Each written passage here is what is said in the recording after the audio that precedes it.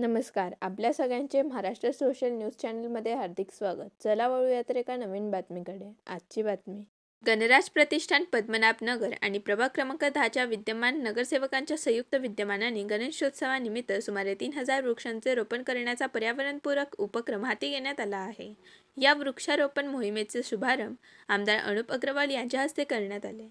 पहिल्या टप्प्यात विविध ठिकाणी वृक्षांची लागवड करण्यात आली असून त्यांच्या संवर्धनाची जबाबदारी गणराज प्रतिष्ठानने स्वीकारली आहे. या कार्यक्रमाला विविध मान्यवर आणि पदाधिकारी उपस्थित होते. पेड़ माँ के नाम ही संकल्पना आदरणीय मोदी साहेबांनी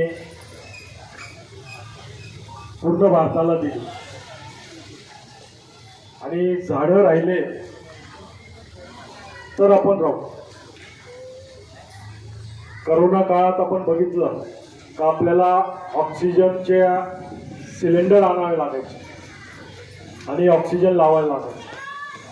परंतु जर झाडं राहिले असते तर ऑक्सिजनची कमतरता आपल्याला कमी भासते.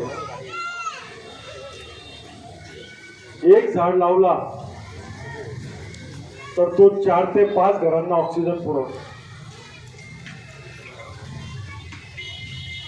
आपण या शहरात ऑक्सिजन पार्कची निर्मिती करतोय. जवळपास 50,000 सीड्स बॉल या ठिकाणी आपण बनवलेले. आता पाऊस झालेला आहे आणि ते सीड बॉलचे कार्यक्रम आम्ही लवकरच त्या ठिकाणी घेणार आहोत. जवळपास 20,000 ते 25,000 झाडं आपल्याला या शहरात लावायची. त्याच्यातून 6,000 झाडं NGOच्या माध्यमातून आपल्याला त्या ठिकाणी मिळत आहे. अतिशय मोठी गोष्ट ही धुळे शहराच्या नागरिकांनी त्या ठिकाणी शहराचं वातावरण थंड आणि व्यवस्थित राहावं याच्यासाठी त्या ठिकाणी त्यांनी पुढाकार घेतला. महिलांसाठी एसटीचं कार्ड वाटप आज मोदी साहेबांच्या माध्यमातून आपल्या लाडक्या देवाभाऊच्या माध्यमातून माझ्या या बहिणींसाठी भरपूर योजना आलेल्या आहेत. लाडकी बहीण योजना असेल, आता एसटीचं अर्ध भाडं आहे, कार्डचं आज वाटप आहे. परंतु या सर्व गोष्टी करत असताना याचा उपयोग सुद्धा आपण केला पाहिजे. योजना सरकारच्या भरपूर येतात परंतु आपण त्याचा उपयोग घेत नाही. प्रत्येक गोष्ट आज सर्वांकडे मोबाईल आहे. त्या मोबाईलमध्ये गुगलमध्ये जरी आपण गेलो आणि विचारलं का भारतात महिलांसाठी असलेल्या योजनांची माहिती द्या तरी सर्व माहिती आपल्याला समोर येतात आणि त्या माहितीच्या आधारे आपण सर्व योजनांचा लाभ घेतला पाहिजे. आज रेशन 5 किलो आपल्याला मोफत भेटतो. दर महिन्याला आपल्याला त्या ठिकाणी रेशन भेटतं. 80 कोटी लोकांना या देशात मोदी साहेबांच्या नेतृत्वात रेशन मोफत भेटतं. ही फार मोठी गोष्ट आहे. युद्धाचा काळ चालू होता. सर्व जगात मंदी आलेली होती, भाववाढ झालेली होती.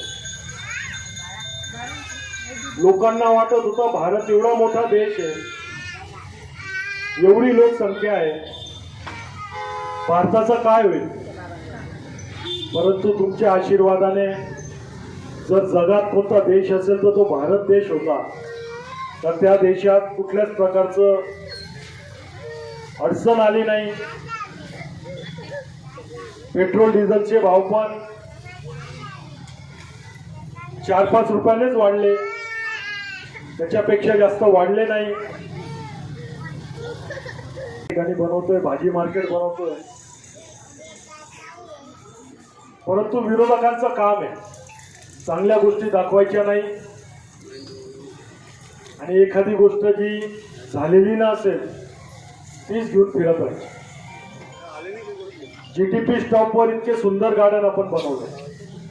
मला वाटतं आपण जात नाही तिकडं काही. जरा जा, धुळ्यात बाहेर निघा आणि बघा मेरा शहर बदल रहा है. अतिशय सुंदर कामं या शहरात चालू आहे. संतोषी मातापासून तर विठ्ठल मंदिर पर्यंत किती सुंदर रस्ता आपण त्या ठिकाणी लाईट लावलेले आहेत.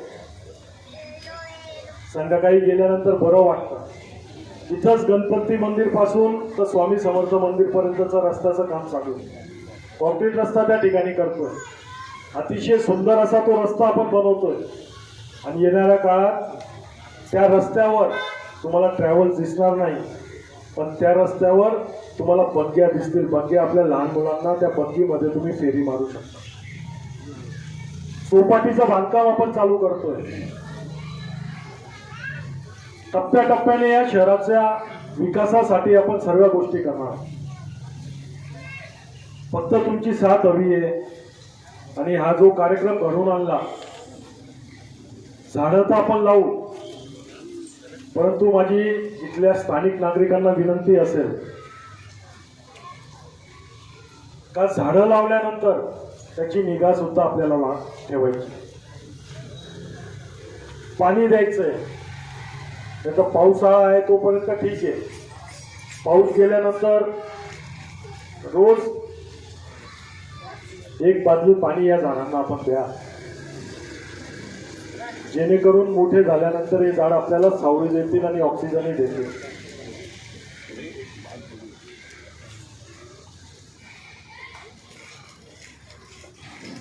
संभाजीनगर मध्ये आल्याबरोबर अतिशय सुंदर असं गेट त्या ठिकाणी बनवण्यात आलेलं आहे.